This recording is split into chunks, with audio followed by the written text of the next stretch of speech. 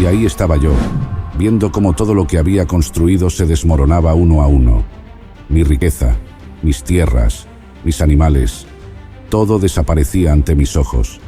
Los mensajeros llegaban uno tras otro, trayendo noticias de destrucción y pérdida. Primero, los sabeos robaron mis bueyes y mataron a mis siervos. Mientras aún hablaban, otro mensajero llegó diciendo que fuego del cielo había consumido mis ovejas y a mis pastores.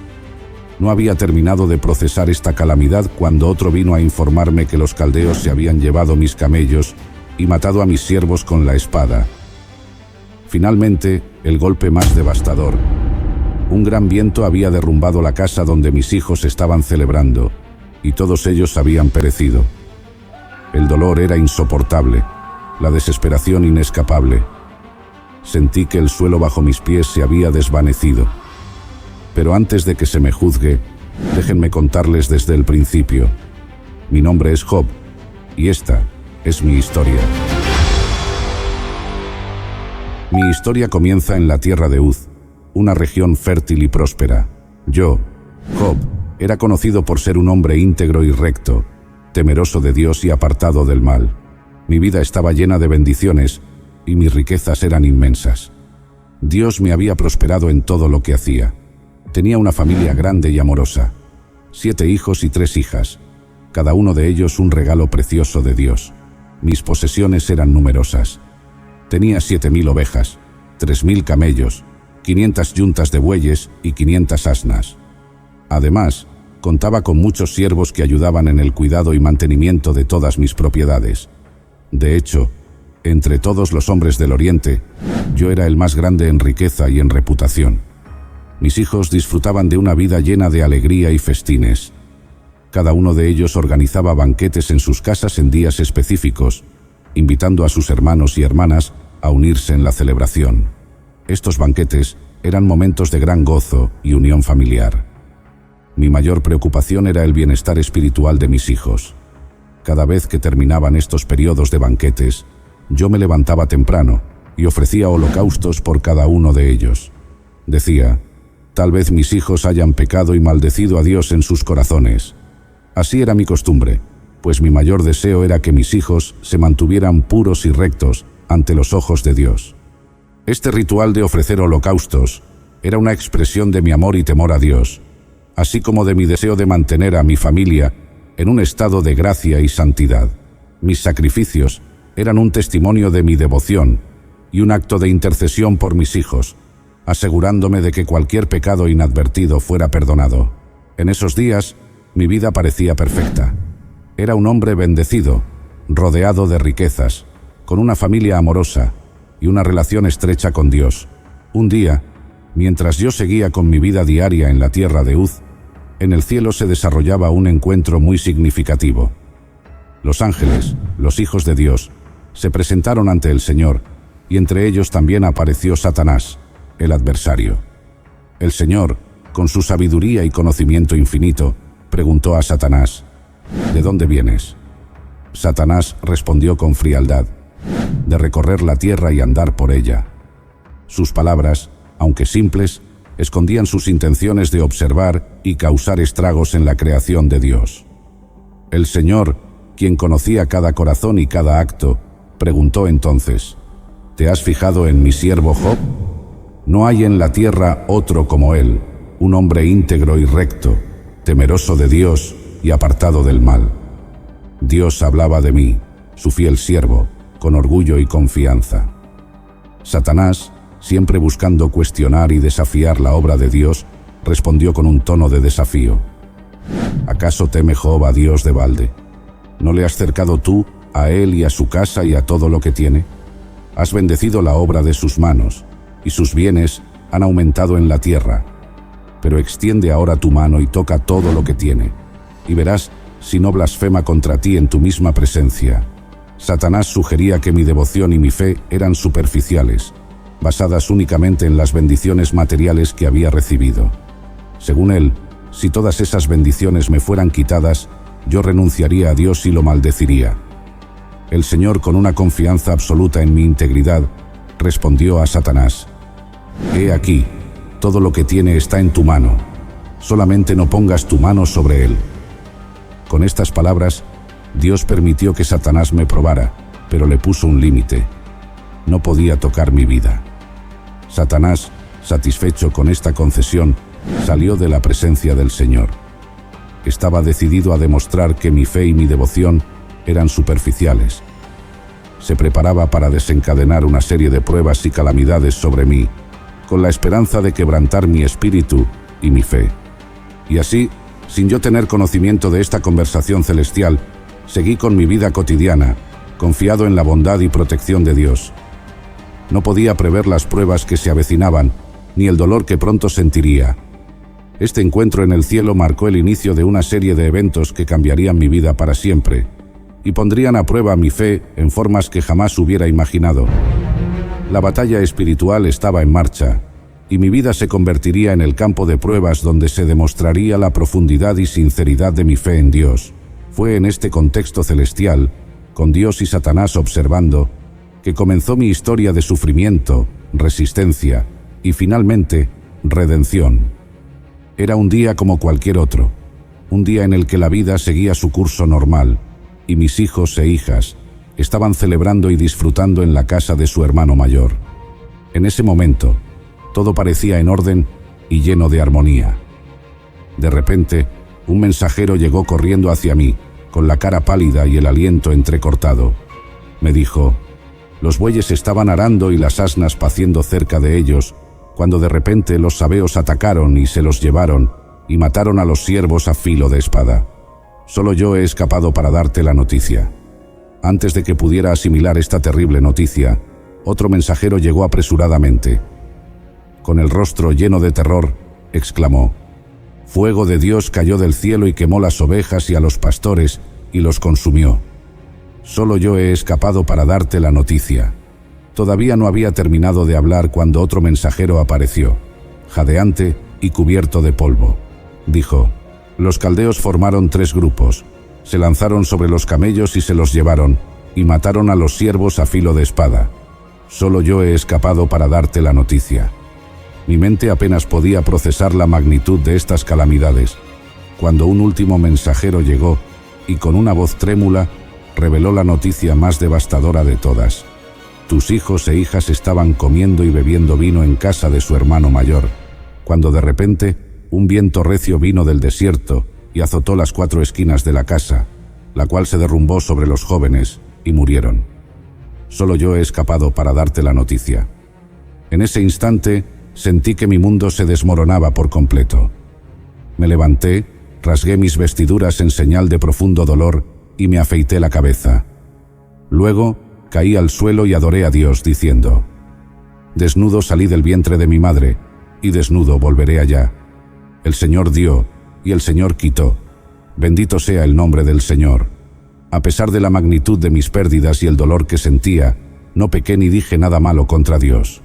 Mi fe permaneció intacta, aunque mi corazón estaba destrozado. Así concluyó aquel día, el más oscuro y trágico de mi vida, pero mi espíritu continuó firme en mi devoción al Señor.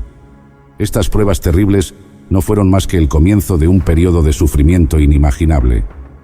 Pero a pesar de todo, seguí confiando en Dios, porque sabía en mi corazón que Él tenía un propósito más allá de mi comprensión inmediata. En el cielo, mientras yo lidiaba con mi dolor en la tierra, otra reunión celestial se convocó. Los ángeles volvieron a presentarse ante el Señor, y una vez más, Satanás se unió a ellos. El Señor, conocedor de todos los corazones y propósitos, preguntó a Satanás: ¿de dónde vienes? Satanás respondió como antes: de recorrer la tierra y andar por ella. Entonces el Señor, con la misma confianza inquebrantable, dijo a Satanás: ¿te has fijado en mi siervo Job? No hay en la tierra otro como él, un hombre íntegro y recto, temeroso de Dios y apartado del mal. Y todavía mantiene su integridad, a pesar de que me incitaste contra él para que lo arruinara sin motivo. Satanás, siempre buscando poner a prueba la fe de los fieles, respondió al Señor: piel por piel. Ciertamente, todo lo que el hombre tiene dará por su vida. Pero extiende ahora tu mano y toca su hueso y su carne, y verás si no blasfema contra ti en tu misma presencia. El Señor, confiando plenamente en mi integridad y fe, dijo a Satanás: «He aquí, él está en tu mano, pero guarda su vida».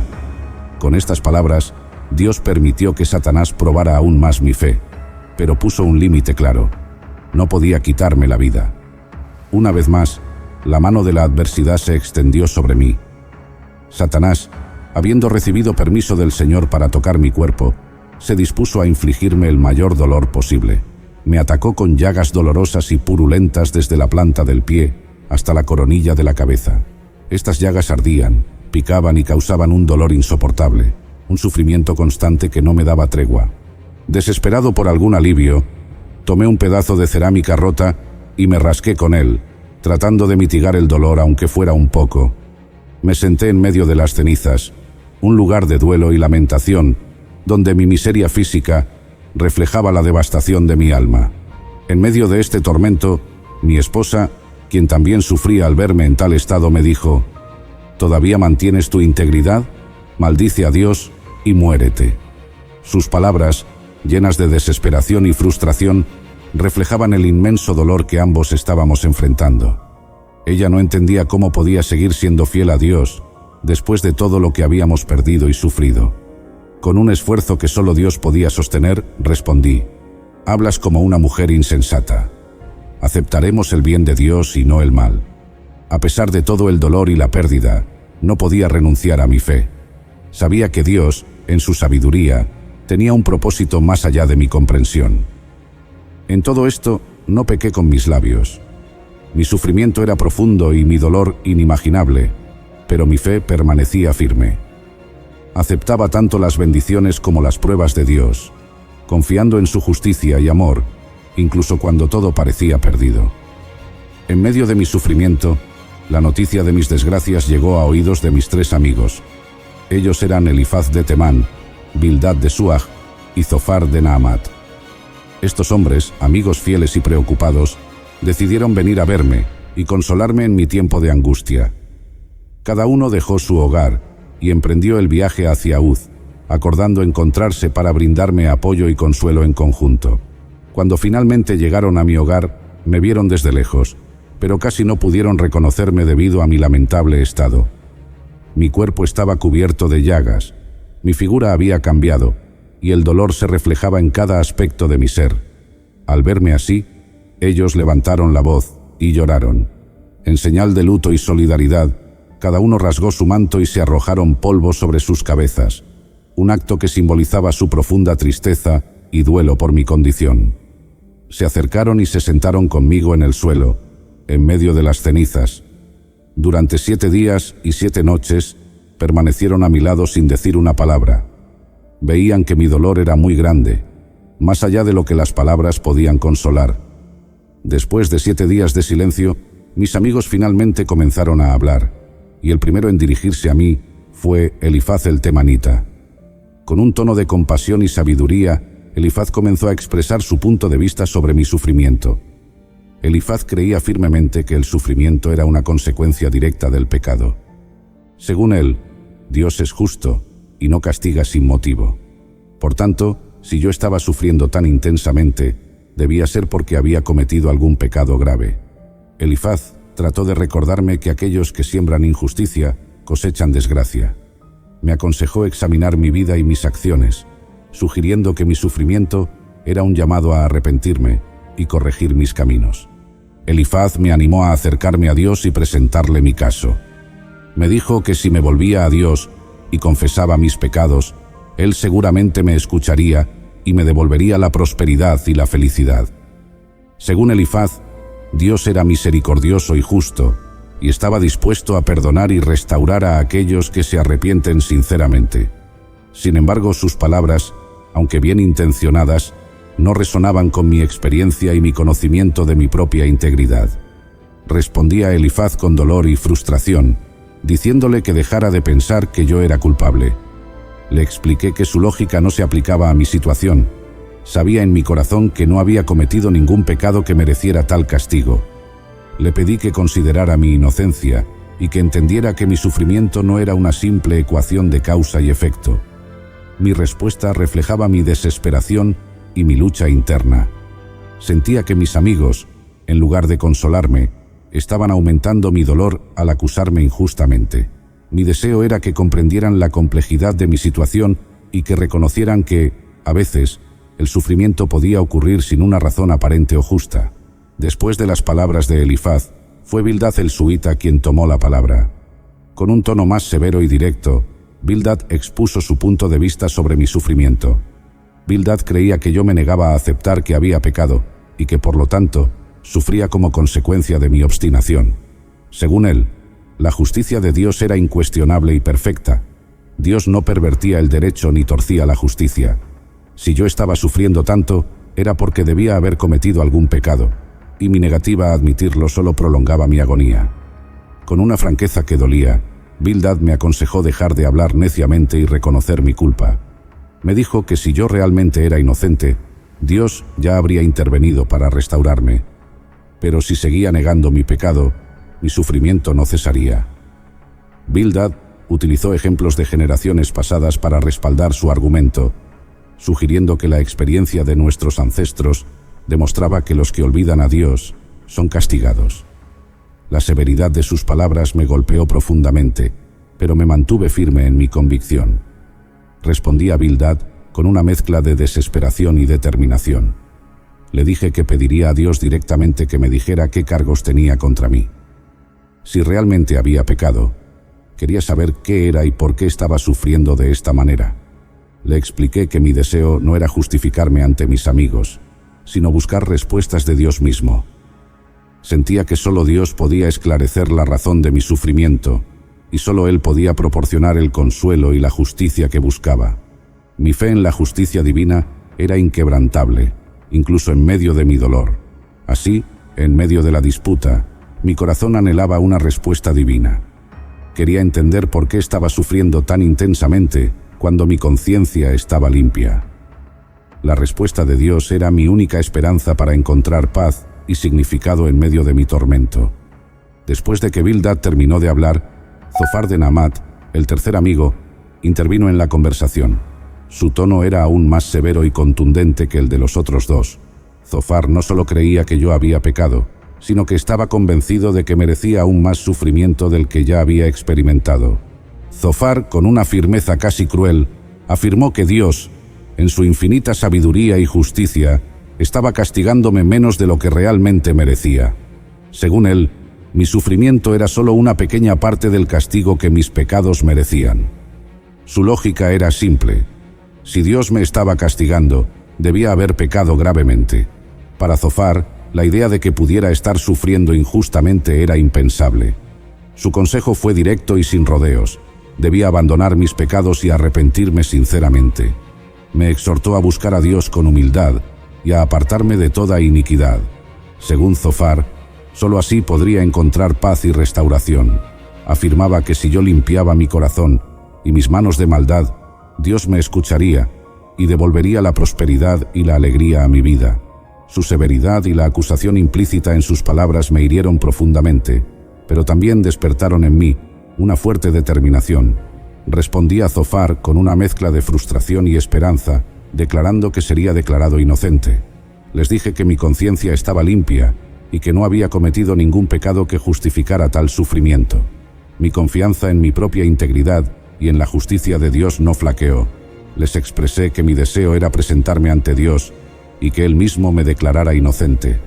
Estaba convencido de que Dios, en su infinita sabiduría y justicia, vería mi corazón y mi sufrimiento y me reivindicaría. Mi esperanza y mi fe en la justicia divina eran más fuertes que las acusaciones de mis amigos. Después de muchas discusiones acaloradas y palabras sin fin entre mis amigos y yo, parecía que no había forma de resolver nuestras diferencias. Mis amigos insistían en que mi sufrimiento era consecuencia de mis pecados, mientras yo seguía defendiendo mi inocencia y buscando una explicación de Dios. Fue entonces cuando Eliú, hijo de Baraquel el Buzita, de la familia de Ram, decidió intervenir. Eliú había estado escuchando en silencio nuestras conversaciones, respetuoso debido a su juventud en comparación con nosotros. Eliú, al ver que nuestras palabras no llevaban a ninguna resolución y que yo seguía defendiendo mi justicia, sintió una gran indignación. Estaba enojado conmigo por justificarme a mí mismo más que a Dios, y también estaba molesto con mis 3 amigos por no haber encontrado una respuesta convincente y, sin embargo, haberme condenado. Finalmente, Eliú no pudo contenerse más y habló. Con una mezcla de respeto y firmeza, comenzó diciendo: «Soy joven, y ustedes son ancianos. Por eso tuve miedo, y no me atreví a expresarles mi opinión. Pensé que los años debían hablar, y la multitud de años debía enseñar sabiduría. Pero hay un espíritu en el hombre, y el soplo del Todopoderoso le da entendimiento. No son solo los ancianos los sabios, ni los viejos entienden lo que es recto». Eliú reprendió tanto a mis amigos como a mí. A mis amigos les dijo que no habían podido refutar mis argumentos y, sin embargo, me habían condenado sin pruebas concluyentes. A mí, me reprochó por justificarme a mí mismo, en lugar de justificar a Dios. Según Eliú, yo había hablado sin conocimiento y mis palabras no eran sabias. Eliú presentó una perspectiva diferente sobre el sufrimiento y la justicia de Dios. Afirmó que Dios estaba usando mi sufrimiento para formarme y capacitarme. Dijo que Dios hablaba de muchas maneras, aunque el hombre no siempre lo percibía. El sufrimiento, argumentó Eliú, podía ser una forma de corrección y enseñanza, un medio para apartar al hombre del pecado, salvar su alma del abismo y mostrarle el camino correcto. «Job», dijo Eliú, «Dios es más grande de lo que podemos comprender. Él es justo y recto en todos sus caminos. A veces, utiliza el dolor y la aflicción para moldearnos, para enseñarnos y para llevarnos a una mayor sabiduría. Guarda silencio y aprende de él. Permite que Dios te enseñe sabiduría en medio de tu sufrimiento». Por primera vez en toda nuestra conversación, sentí un cambio en mi espíritu. Las palabras de Eliú me hicieron reflexionar profundamente. En lugar de defenderme o justificarme, guardé silencio. No respondí a Eliú, dejando espacio para que las palabras de Dios, a través de este joven, hicieran eco en mi corazón. Después de las palabras de Eliú, hubo un silencio profundo. Todos esperábamos algo más, algo que podría cambiar el curso de nuestra discusión y, finalmente, ofrecer una respuesta a mi sufrimiento. Y entonces, en medio de ese silencio, Dios mismo respondió desde un torbellino. La voz del Señor resonó con una majestad y poder indescriptibles. Dios no me dio una explicación directa del porqué de mi sufrimiento, sino que me confrontó con la inmensidad de su sabiduría y el vasto alcance de su creación. El Señor me dijo: «¿Quién es este que oscurece mi consejo con palabras sin conocimiento? Ciñe ahora tus lomos como un hombre. Yo te preguntaré, y tú me contestarás. ¿Dónde estabas tú cuando yo fundaba la tierra? Dímelo, si tienes inteligencia. ¿Quién ordenó sus medidas, si lo sabes? ¿O quién extendió sobre ella cordel?». Dios me llevó a través de una serie de preguntas que resaltaban la complejidad y la maravilla de su creación. Me habló de los cimientos de la tierra, de los mares, de las constelaciones y de las criaturas del mundo. Cada pregunta subrayaba mi pequeñez y la vastedad de su conocimiento y poder. Me preguntó sobre la lluvia, los relámpagos, los animales salvajes y las aves del cielo. Su voz me hizo entender cuán limitado era mi entendimiento y cuán grande era su sabiduría. El Señor continuó: «¿Puedes tú atar los lazos de las Pléyades o desatar las cuerdas de Orión? ¿Puedes tú hacer salir a su tiempo las constelaciones de los cielos o guiar a la Osa Mayor con sus hijos? ¿Conoces tú las ordenanzas de los cielos? ¿Puedes establecer su dominio en la tierra?». A través de estas preguntas, Dios no me explicó la razón específica de mi sufrimiento. En cambio, me mostró que su sabiduría y planes son mucho más grandes de lo que yo podía comprender. Me enseñó que no tenía el conocimiento necesario para discutir con el Todopoderoso y que debía confiar en su soberanía y justicia, incluso cuando no entendía mis circunstancias. Finalmente, confrontado con la majestad y la grandeza de Dios, mi espíritu se quebrantó. Respondí al Señor con humildad y arrepentimiento. Yo hablaba de cosas que no comprendía, cosas demasiado maravillosas para mí, que no sabía. De oídas te había oído, pero ahora mis ojos te ven. Por tanto me aborrezco y me arrepiento en polvo y ceniza. Reconocí mi pequeñez y mi falta de entendimiento. Me di cuenta de que, aunque había intentado defender mi justicia y buscar respuestas, lo más importante era confiar en Dios y su sabiduría infinita. En medio de mi sufrimiento y búsqueda, finalmente vi la grandeza de Dios de una manera nueva. Entendí que la verdadera paz y contentamiento vienen de confiar en el Señor, incluso cuando no comprendemos el porqué de nuestras pruebas. Después de que expresé mi arrepentimiento y humildad ante Dios, algo notable sucedió. Dios no solo me respondió, sino que también se dirigió a mis amigos, Elifaz, Bildad y Zofar, que habían estado conmigo durante todo este tiempo de sufrimiento. El Señor dijo a Elifaz el temanita: «Mi ira se ha encendido contra ti y contra tus dos amigos, porque no han hablado de mí lo recto, como mi siervo Job. Ahora pues, tomen 7 becerros y 7 carneros, vayan a mi siervo Job y ofrezcan un holocausto por ustedes mismos, y mi siervo Job orará por ustedes, porque ciertamente a él aceptaré para no tratarlos con afrenta, porque no han hablado de mí con rectitud, como mi siervo Job». Mis amigos, al escuchar estas palabras, hicieron lo que el Señor les ordenó. Tomaron los 7 becerros y 7 carneros y vinieron a mí. Ofrecieron el holocausto y yo oré por ellos, intercediendo ante Dios. El Señor aceptó mi oración y perdonó a mis amigos por sus palabras incorrectas sobre él. Después de esto, Dios restauró mi vida de una manera que superó todo lo que había conocido antes. El Señor hizo que mi prosperidad fuera mayor que la primera. Me bendijo con el doble de todo lo que había poseído antes. Mis amigos y familiares vinieron a consolarme y celebrar conmigo, y cada uno me dio una pieza de dinero y un anillo de oro. El Señor bendijo el último estado de mi vida más que el primero. Tuve 14.000 ovejas, 6.000 camellos, 1.000 yuntas de bueyes y 1.000 asnas. Además, Dios me bendijo con 7 hijos y 3 hijas. Mis hijas eran las más hermosas de toda la tierra, y les di una herencia entre sus hermanos, lo cual era inusual y un signo de la gran bendición de Dios. Llamé a la primera hija Jemima, a la segunda Cesia y a la tercera Kerenapuk.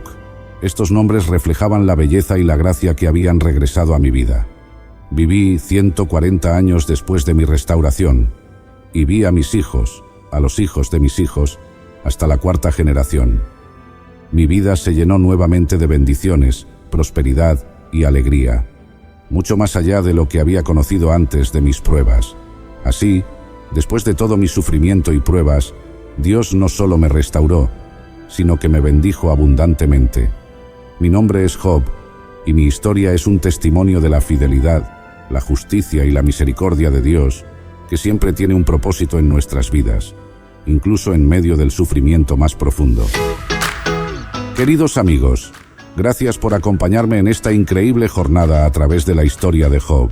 Si esta historia tocó su corazón y les inspiró, les invito a que se suscriban a nuestro canal para no perderse más contenidos como este.